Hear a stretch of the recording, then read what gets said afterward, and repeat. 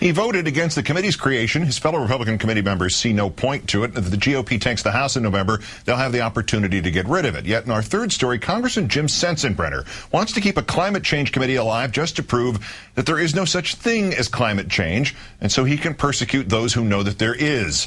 Politico reporting that the 16-term congressman not only wants to keep the Select Committee on Energy Independence and Global Warming going, but is eyeing its top spot, the better from which to investigate climate science and the Obama administration's green policies. Sensenbrenner, a longtime climate science skeptic, is currently ranking Republican of the committee, which is run by Chairman Ed Markey of Massachusetts. Mr. Sensenbrenner hinting that he would employ some of his expertise as the former chair of the Judiciary Committee, where he was able to obtain information from the Clinton administration without, he says, subpoenas. Quote, "I have had a reputation of really being a tiger on oversight." Listen to this tiger in action during a committee hearing back in December. Sensenbrenner calling for all climate change science to be reviewed based on the so-called ClimateGate emails, private exchanges stolen from the University of East Anglia in Britain. The content of those stolen emails distorted and blown out of proportion by the right. And at worst, it's junk science, and it is a part of a massive international scientific fraud. There's increasing evidence of scientific fascism that's going on.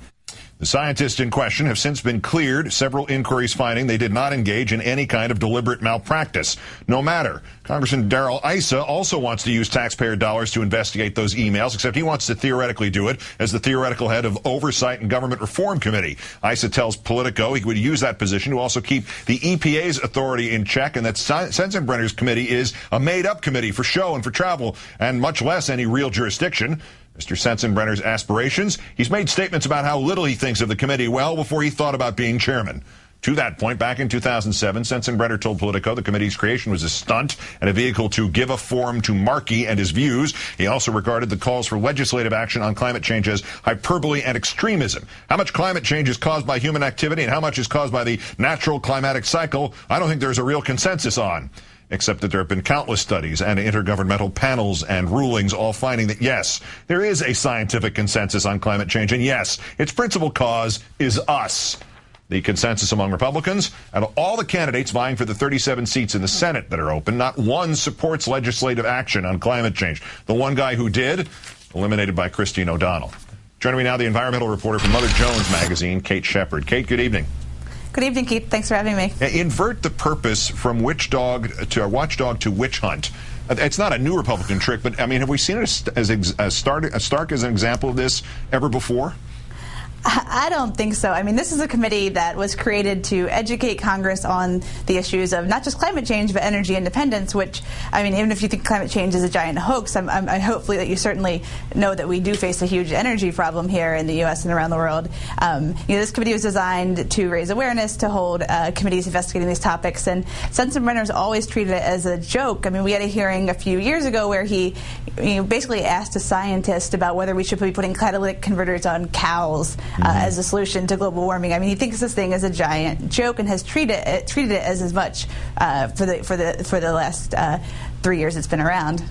As the speech by Governor Schwarzenegger Tuesday suggests, when he called out big oil in California for basically trying to buy the repeal of climate change laws there, the environment has to be target one for big oil, especially with Citizens United letting it off the money leash. Is there any defense against this? I mean, absolutely. The big oil and other fossil fuel industries are looking to have their best friends back in power here in Congress, and having someone like Sensenbrenner is obviously would be a huge win for them in that pursuit. I mean, the best defense right now is getting out and voting and making sure that folks like Sensenbrenner don't get that chance to make a joke of these committees and make a joke of these huge issues that are facing this country right now. So what is the scenario if the Republicans take the House and Sensenbrenner comes in on this committee, or any of the other possibilities for examining the climate change supposed issue, the one that Issa brought up? How would the Obama administration work on climate change legislation with a Republican House full of people who are paid by big oil to deny that there's any climate change?